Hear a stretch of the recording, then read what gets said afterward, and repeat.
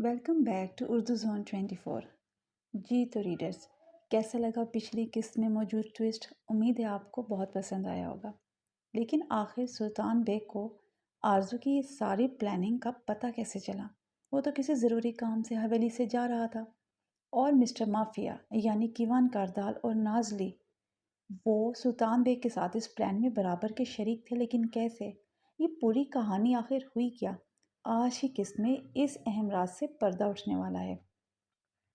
और क्या आरज़ू वाकई में सुल्तान बेग की मोहब्बत में और रूही की नफ़रत में अपना सब कुछ खोने जा रही है, या अभी भी कुछ सस्पेंस बाकी है? और हारून साहब यानी आरज़ू के फादर, वो सुल्तान बेग से नफ़रत कब से और क्यों करने लगे?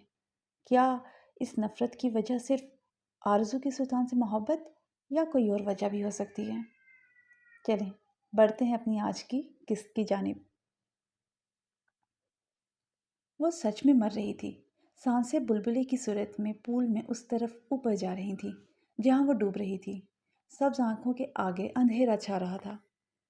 दूसरी तरफ फुरगाम सुल्तान गांव से अभी बाहर नहीं निकला था कि उसे किसी अनहोनी का शिद्दत से एहसास होने लगा। अपने दिल को वो यकदम से तेज़ी से धड़कते हुए महसूस करने लगा, तो अपना सेल फोन जेब से निकाल कर वो हवेली का नंबर डायल करने लगा। मगर 3-4 बेल के बाद भी किसी ने कॉल रिसीव नहीं की, तो वो सख्त परेशानी से कार वापस मोड़कर रश ड्राइविंग करता हवेली की जानिब बढ़ा। रूही जाना, तुम कहाँ हो? फरगाम सुल्तान जब अपने पोर्शन में दाखिल होकर ज़ोर ज़ोर से रूहीन को आवाज़ें देने लगा। जब कोई जवाब ना पाकर वो तेज़ी से अपने और उसके बेडरूम की जानिब बढ़ा, मगर वहाँ उसे ना पाकर वो रूम से बाहर निकला और धड़कते दिल के साथ उसे पूरी हवेली में ढूंढने लगा। जब स्विमिंग पूल एरिया में पहुंचा तो स्विमिंग पूल में बुलबुले बनते हुए देखकर वो जहां खड़ा था वहीं साकत खड़े का खड़ा रह गया। फिर होश में आते ही वो तेज़ी से आगे बढ़ा और स्विमिंग पूल के अंदर कूदकर माहिर तैराक की तरह तैराकी करते हुए उस जानिब बढ़ा जहां वो शायद मुश्किल से सांसें ले रही थी।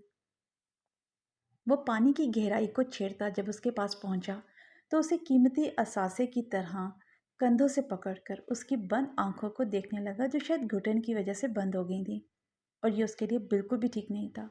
तभी एकदम से ये ख्याल आते ही उसका दिल खौफ के बायस तेज़ी से धड़कने लगा कि अगर उसे कुछ हो गया तो वो उसके बिना कैसे जिएगा। ये सब सोचते सोचते उसकी सुरमई आंखें नम होने लगी। वो डेविल जो कभी किसी से नहीं डरता था, आज एक लड़की की सांसों को धीमा चलते हुए देखकर डर गया था। उसके मजबूत जिस्म में जैसे रोंगटे खड़े हो गए थे। दिल में उसे खोने के डर से एक तूफान सा उठने लगा था। आंखें नम होकर सुर्खी में बदल गई थी। तभी अचानक से वो उसके साकन लबों पर झुका और उसे सीपीआर की मदद से जगाने की कोशिश करने लगा। जब उसे इसी तरह बेहोश देखकर वो तेज़ी से उसे लिए ऊपर की तरफ बढ़ा और उसे पूल से बाहर निकाल कर और फिर से सीपीआर देने लगा। अब की बार उसकी पलकें हिलने लगीं। रूही जान, तुम ठीक हो? और ये जब तुम्हें तैरना नहीं आता तो तुम क्यों स्विमिंग पूल में गई थी? हाँ, अगर तुम्हें कुछ हो जाता, डैम इट, तो मेरा क्या होता?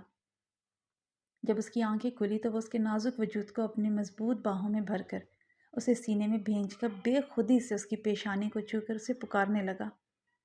मैं पूल में स्विमिंग के लिए नहीं गई थी सुल्तान। रोहीन आरजू की सच्चाई छुपाकर नजरें नीचे झुकाकर बोली।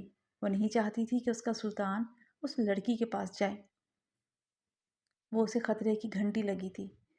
उसकी नज़रों से ऐसा लग रहा था या तो वो खुद को बर्बाद कर देगी या फिर उसे। तो फिर रूही जाना, तुम पूल में क्या कर रही थी? पैगाम सुल्तान ने उसके रुखसार पर हाथ रखकर पूछा।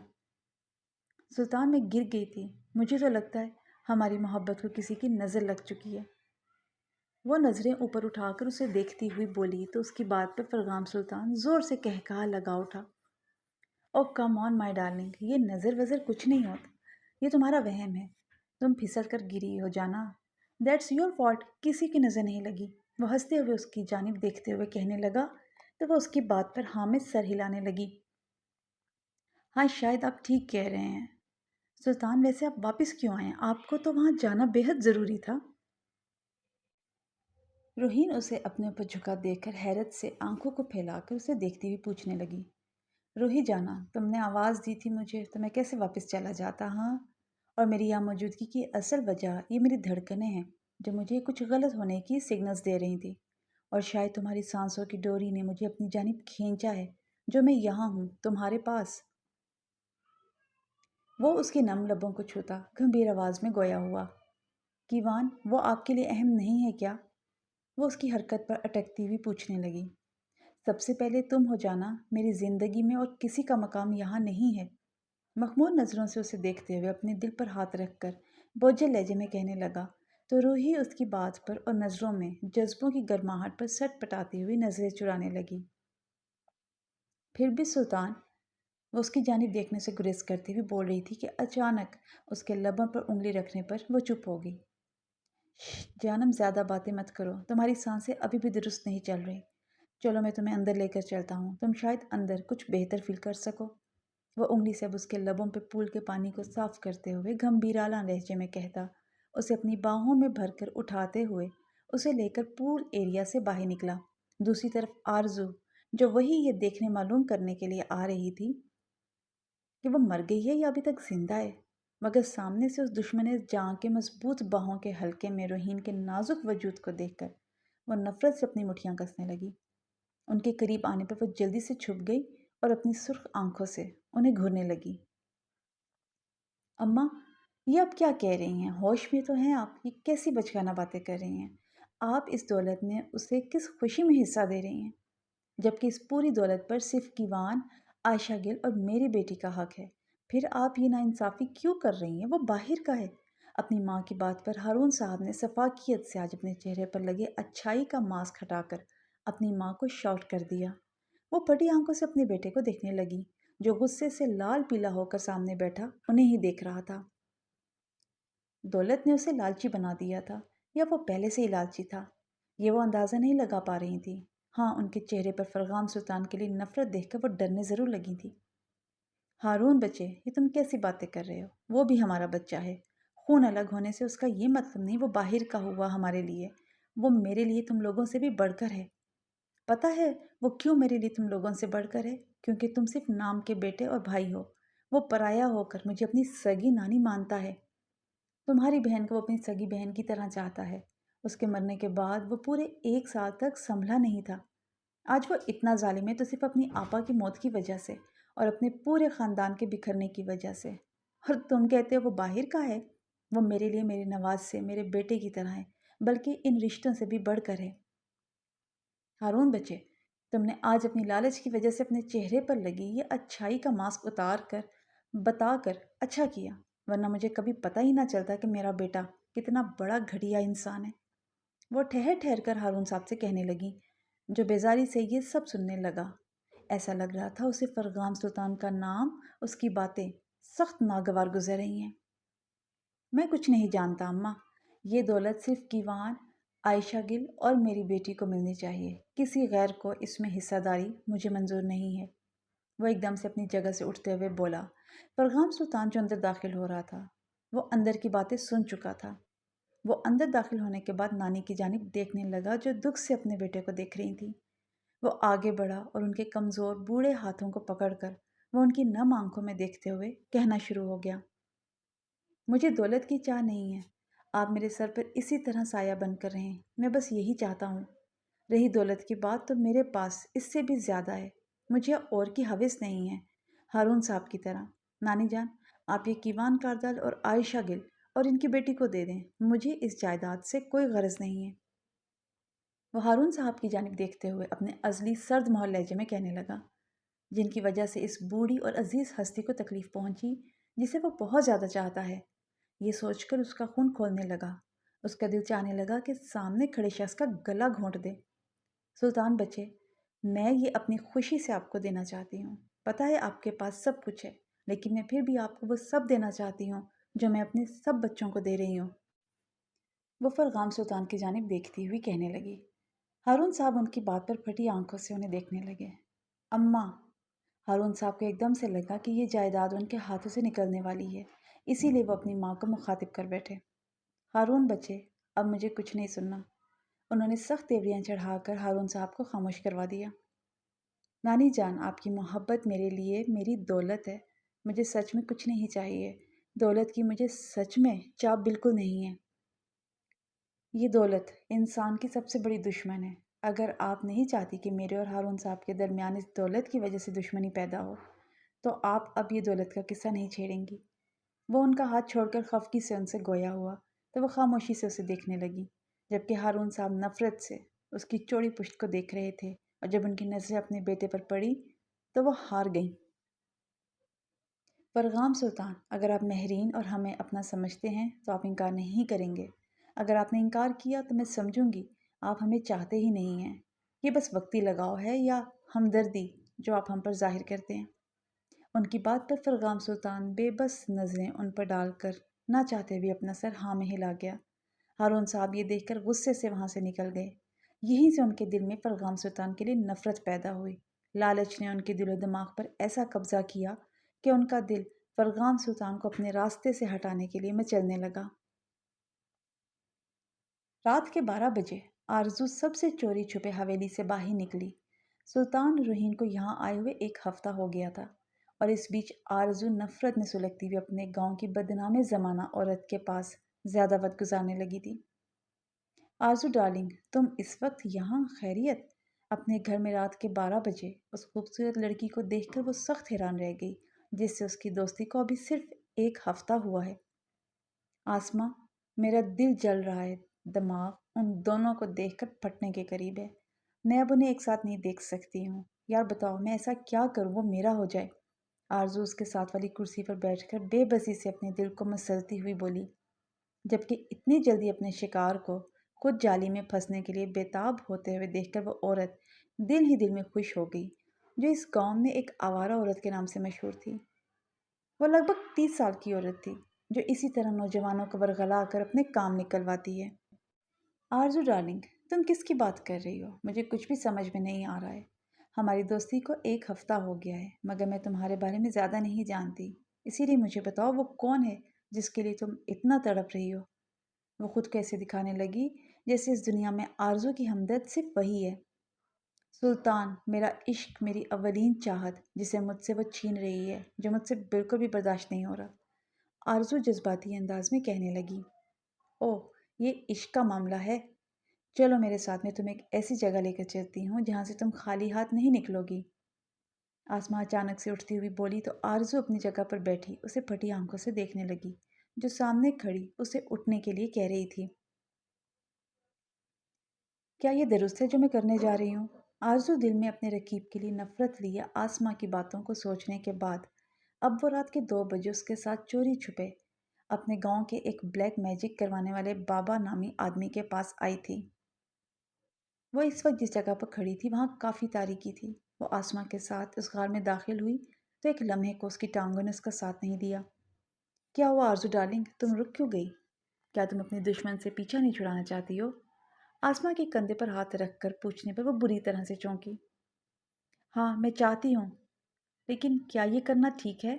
وہ ابھی کشمکش میں تھی۔ اسے سمجھ میں نہیں آ رہا تھا کہ اسے آگے بڑھنا چاہیے یا سلطان کو بھول کر موو آن کر لینا چاہیے۔ ڈارلنگ، پیار کو پانے کے لیے سب کچھ جائز ہے۔ یہ تو پھر ایک چھوٹی سی کوشش ہے۔ اگر تم ہار مان کر پیچھے ہٹ جاؤ گی تو وہ جیت جائے گی۔ کیا تم اپنے سلطان کو کھونا چاہتی ہو؟ وہ اس کے چھوٹے سے کچے ذہن میں اپنی شاطرانہ باتوں کے زہر انڈیلنے لگی۔ نہیں، بالکل بھی نہیں، وہ اس کی بات پر تڑپ کر جلدی سے بولی۔ تو پھر کیوں تم اپنا وقت ضائع کر رہی ہو صحیح غلط سوچ کر؟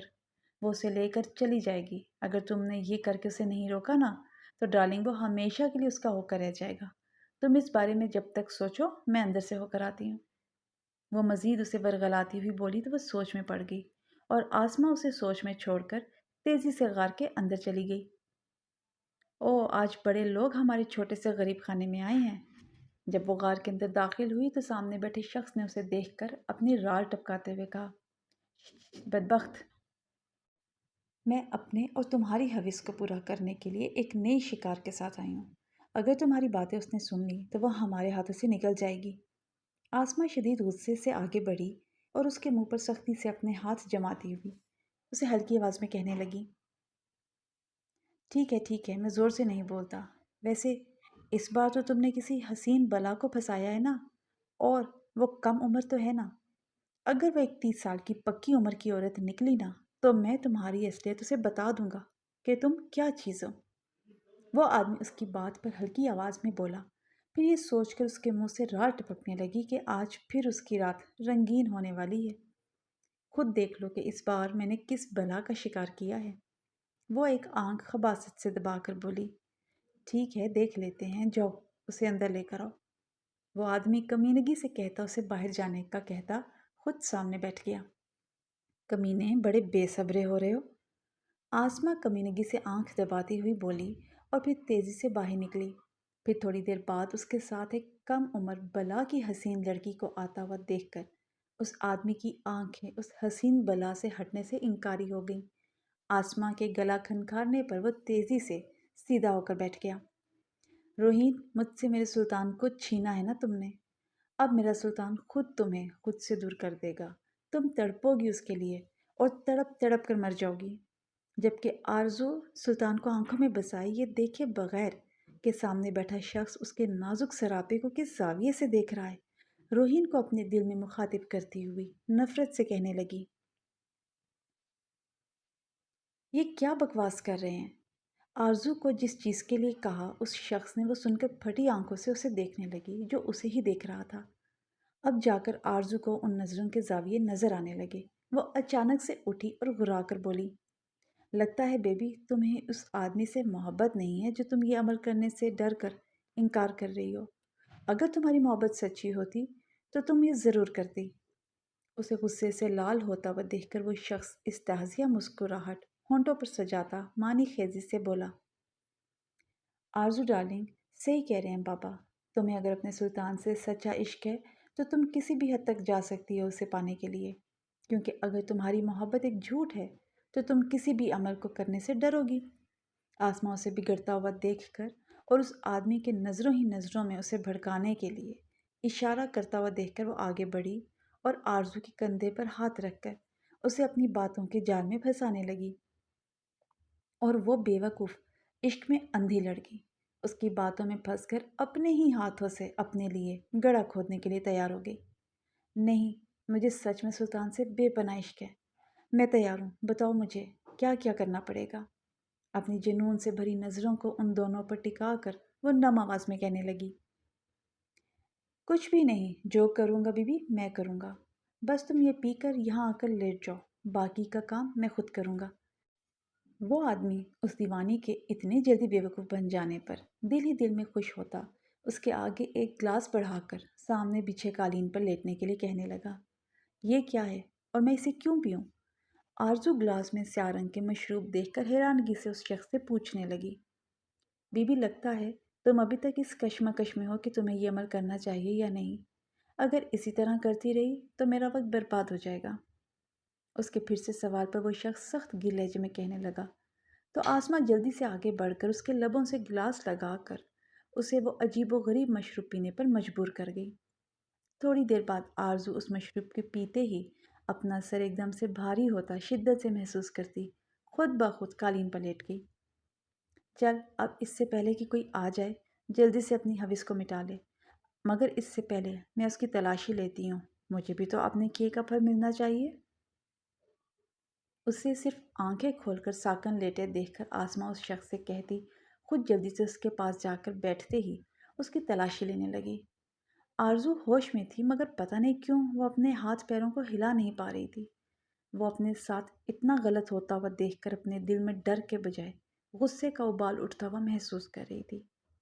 آسماں، اس شخص کی نظریں اچانک سے آرزو کے ہلتے ہاتھ پر پڑی تو وہ چہرے پر خوف لیا آسماں کو لرزتے ہوئے مخاطب کر کے کہنے لگا، کیا ہے؟ آسماں اس کے مخاطب کرنے پر پھاڑ کھانے والے انداز میں بولی، اس کے ہاتھ۔ وہ آرزو کے ہاتھ کی طرف اشارہ کرتے ہوئے کہنے لگا، ہاں کیا ہوا اس کے ہاتھوں کو؟ آسماں نے بھی آرزو کے ہاتھوں کی جانب دیکھتے ہوئے پوچھا مگر اسے آرزو اسی طرح لیٹی ہوئی نظر آئی۔ آسماں، اس کے ہاتھ پیروں کو میں نے ابھی ہلتے ہوئے دیکھا ہے۔ اس شخص کی بات پر آسماں شدید غصے سے اس شخص کو گھورنے لگی، کیا یہ تم کیا بکواس کر رہے ہو؟ یہ مشروب تو انسان کو سن کرنے کے لیے ہے، تو یہ کیسے ہل سکتی ہے؟ شدید غصے سے وہ بولی۔ آسماں، مجھے لگتا ہے اس کے دل و دماغ میں ڈر کی جگہ نفرت پیدا ہو رہی ہے ہمارے لیے۔ آسماں اور وہ شخص آرزو کو ہی دیکھ رہے تھے کہ تبھی اسے ہلتا ہوا دیکھ کر وہ دونوں ڈرنے لگے۔ جبکہ اس شخص کی بات سے آسما جو پہلے بہت غصہ کر رہی تھی اب بری طرح سے لرز رہی تھی، کیونکہ وہ آرزو کے خاندان کو اچھے سے جانتی تھی کہ وہ کتنے خطرناک ہیں، مگر لالچ نے اسے اتنا اندھا کر دیا تھا کہ وہ یہ بات فراموش کر گئی تھی۔ تم ایک پدی سی لڑکی سے ڈر رہے ہو، مرد بنو مرد۔ وہ اپنے چہرے سے پسینے کو صاف کرتی، اپنے ڈر کو ظاہر نہ کرتی اس شخص سے بولی۔ تبھی وہاں ایک شخص غصے سے بولتے ہوئے داخل ہوا، جسے دیکھ کر آسما کے ساتھ کھڑا شخص شاکڈ رہ گیا۔ مرد کے لائق چھوڑیں گے تب ہی یہ مرد بنے گا نا؟ ہمارے دھندے کو خراب کر دیا ہے، لوگ اصل کے بجائے نقل کے پاس جا رہے ہیں۔ میں تم لوگوں کے ساتھ وہ کروں گا، تم لوگ پچھتاؤ گے۔ وہ آنے والا شدید نفرت سے آسما اور اس کے ساتھ کھڑے شخص کو دیکھتے ہوئے انہیں صاف دھمکی دیتے ہوئے کہنے لگا، تم یہاں کیسے پہنچے ہو؟ یہ تو میرا خفیہ اڈا ہے۔ اس آنے والے شخص سے وہ بلیک میجک کروانے والے شخص نے پوچھا۔ پورے 1 ماہ سے میں تمہارا پیچھا کر رہا ہوں، تمہارے ٹھکانے کا اچھے سے پتا تھا، مگر میں اس موقع کی تلاش میں تھا کہ کوئی آئے گا تمہارے پاس، تب تم پر حملہ کروں گا۔ اس کی بات پر آنے والے شخص نے تیز نظروں سے اسے گھورتے ہوئے کہا، کیا تم ہماری جاسوسی کر رہے تھے؟ پھٹی آنکھوں سے اس شخص نے آسما سے پوچھا۔ ہاں کر رہا تھا، تم لوگ فراڈ کر رہے ہو اور میرے دھندے کو برباد کر رہے ہو۔ یہ سب جانتے ہیں، تم میرے بھائی ہو، اسی لیے آج تمہیں سبق سکھانے کے لیے یہاں آیا ہوں۔ وہ شخص شدید غصے سے کہتا ان دونوں پر کچھ پڑھ کر پیچھے ہٹا تو آسما اپنا منہ کو ٹیڑھا ہوتا ہوا اور اپنے ساتھ کھڑے شخص کے ہاتھوں کو مڑتا ہوا دیکھ کر پھٹی آنکھوں سے سامنے کھڑے شخص کو دیکھنے لگی، جبکہ ساتھ کھڑا شخص عجیب طرح سے آوازیں نکال رہا تھا۔ آسما کچھ بولنے کے لیے اپنا منہ کھولنے لگی، مگر جب اس سے ایسا نہ ہو سکا تو وہ زور زور سے آوازیں نکالنے لگی۔ تم دونوں کو یہ اٹیک بتائے گا کہ تم لوگوں نے کس سے پنگا لیا ہے۔ زندگی بھر ایسے رہو گے، علاج کرواؤ گے تب بھی کوئی فائدہ نہیں ہوگا۔ آنے والے شخص نے آرزو کو اپنی پوٹلی سے ایک نیلے رنگ کا مشروب نکال کر پلایا تو وہ اپنے جسم کو موو کرنے لگی، جبکہ وہ شخص اٹھ کر نفرت سے آسما اور اس شخص سے کہتا تیزی سے اس غار سے باہر نکل گیا۔ آرزو نے کچھ دیر پہلے اس شخص کو کچھ پڑھ کر ان دونوں پر پھونکتے ہوئے دیکھا تھا، اور پھر تھوڑی دیر بعد ان دونوں کی حالت بگڑنے پر وہ سخت شاکڈ رہ گئی تھی۔ یہ سب دیکھ کر وہ سمجھ چکی تھی یہی شخص اس کی مدد کر سکتا ہے۔ وہ اس کے غار سے باہر نکلتے ہی تیزی سے اس شخص کے پیچھے بھاگی